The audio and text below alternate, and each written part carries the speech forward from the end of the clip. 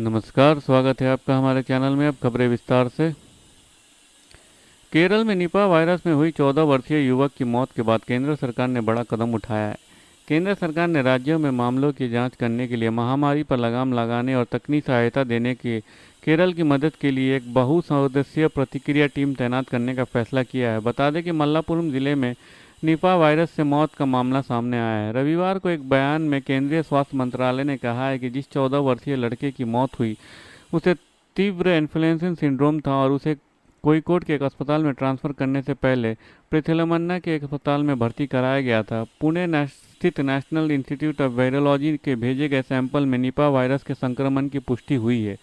बयान में कहा गया है कि केरल में निपा वायरस का प्रकोप पहले भी सामने आया है। आखिरी बार 2023 में कोझिकोड जिले में इसका असर देखने को मिला था। स्वास्थ्य मंत्रालय ने राज्य के सार्वजनिक स्वास्थ्य उपायों के तुरंत लागू करने की सलाह दी है। मृतक के संपर्क में आए लोगों की पहचान और पड़ोस के लोगों की टेस्टिंग के भी आदेश दिए गए हैं। राज्य सरकार को ये भी सलाह दी गई है कि पिछले 12 दिनों में मरीज के संपर्क में आए लोगों को पता लगाएं और उन्हें सख्त क्वारंटाइन में रखें। बिहार में 2005 के बाद सत्ता की चाबी नीतीश कुमार के पास है। उन्होंने इस चाबी को लेकर खूब एंजॉय भी किया, अब भी कर रहे हैं। अपने हिसाब से वो अपना पार्टनर बदलते रहते हैं। सामने वाला डरा सहमा भी रहता है कि पता नहीं कब नीतीश जी का मूड बदल जाए और वो सत्ता हाथ से निकल जाए। लालू से लेकर बीजेपी के बड़े बड़े सुरमाए घुटने टेकते रहे हैं। अब नीतीश कुमार की सत्ता की चाबी पर अब जितन राम मांझी की नज़र टिक गई है। लिहाजा उन्होंने विधानसभा चुनाव से साल भर पहले ही माहौल बनाना शुरू कर दिया है। उन्होंने बताया कि उनकी तैयारी 75 से 100 सीटों पर है, मगर गठबंधन में उन्हें कम से कम 25 सीटों तो मिलने ही चाहिए। जीतन राम मांझी ने एहसास करा दिया है कि बिहार में एनडीए में सीट शेयरिंग का मसला इस बार आसान नहीं रहेगा। विधानसभा चुनाव में भी अभी एक साल से अधिक का समय है, लेकिन सीटों को लेकर दावेदारी पेश होने लगी है। मोदी सरकार में केंद्रीय मंत्री और हिंदुस्तानी अवाम मोर्चा के सुप्रीमो जीतन राम मांझी ने बीजेपी और जेडीयू की टेंशन बढ़ा दी है। 25 सीटों पर दावेदारी कर दी है। बिहार के साथ साथ मुख्यमंत्री के साथ सत्ता के स्वाद चखने वाले जीतन राम मांझी की नज़र इस बार सत्ता की चाबी पर है। उन्होंने कहा है कि उनकी तैयारी बिहार में 75 से 100 विधानसभा सीटों पर है, लेकिन 25 से कम सीटों पर किसी भी हालत में समझौता नहीं करेंगे। 2015 में हमारी पार्टी ने 25 सीटों पर चुनाव लड़ा था, इस बार भी 25 सीटों पर चुनाव लड़ेंगे। बाकी सीटों पर सहयोगियों की मदद करेंगे। उनकी पार्टी का संगठन पूरे बिहार में मौजूद है। हर जिले में कार्यकर्ता मजबूती से काम कर रहे हैं, जिसका परिणाम लोकसभा चुनावों में देखने को मिला है। गुरुग्राम से सटे मेवात जिले में नूह में आज कड़ी सुरक्षा के बीच ब्रिज मंडल जलाभिषेक यात्रा निकाली जाएगी। यहाँ यात्रा दोपहर 12 बजे को शुरू होगी और शाम 5 बजे तक समाप्त हो जाएगी। जिला प्रशासन ने विश्व हिंदू परिषद, बजरंग दल और कई हिंदू संगठनों के साथ यात्रा की तैयारियों पर बैठक के दिशा निर्देश जारी किए हैं।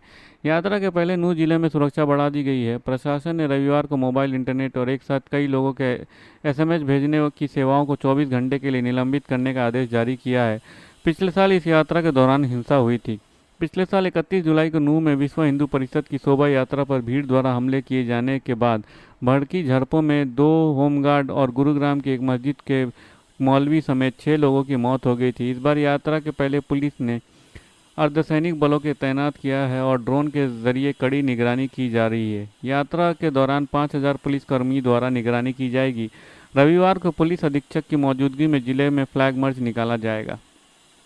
हरियाणा के अतिरिक्त मुख्य सचिव गृह अनुराग रस्तोगी ने कहा है कि आदेश अनुसार नूह में मोबाइल, इंटरनेट व ब्लॉक एसएमएस सेवाएं 22 जुलाई शाम 6 बजे तक सस्पेंड रहेंगी। इस संबंध में उचित कार्रवाई के लिए हरियाणा के सभी दूरसंचार सेवा प्रदाताओं के इन आदेशों की अनुपालन सुनिश्चित करने के निर्देश दिए गए हैं। इन आदेशों का उल्लंघन करने पर संबंधित प्रावधानों के तहत कानूनी कार्रवाई का अमल किए लाई जाएगी।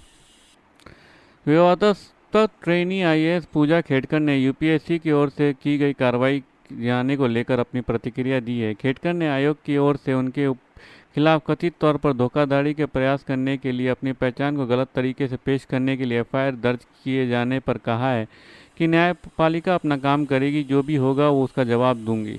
आईएएस पूजा खेड़कर पर दस्तावेजों में फर्जीवाड़ा का आरोप लगा है। इन पर आरोप है कि खेड़कर ने नाम, सिग्नेचर, ईमेल, मोबाइल नंबर और पता बदलकर अपनी फर्जी पहचान बनाई और फिर परीक्षा में बैठी थी।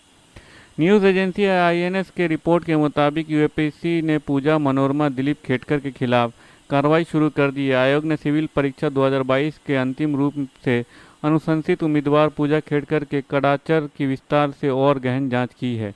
आयोग के मुताबिक इस जांच से ये पता चला कि उन्होंने अपना नाम, पिता और माता का नाम, तस्वीर या हस्ताक्षर, ईमेल आईडी, मोबाइल नंबर और पता बदलकर अपनी फर्जी पहचान बनाकर परीक्षा नियमों के तहत स्वीकार्य सीमा से अधिक धोखाधड़ी से लाभ उठाया है। यूपीएससी का कहना है कि इसलिए आयोग ने उनके खिलाफ कार्रवाई शुरू की है। इसके तहत पुलिस में एफआईआर दर्ज कराकर आपराधिक अभियोजन शामिल है। इसके अलावा सिविल सेवा में उसकी उम्मीदवारी को रद्द करने के लिए कारण बताओ नोटिस भी जारी किया गया है। धन्यवाद। खबरें समाप्त हुई। अगर आपको हमारे वीडियो के कंटेंट पसंद आ रहे हैं तो इसे लाइक और सब्सक्राइब जरूर कीजिए, अपने परिवार और दोस्तों में शेयर कीजिए और अपने सुझाव कमेंट बॉक्स में पोस्ट करना ना भूलें। धन्यवाद। आपका दिन शुभ हो।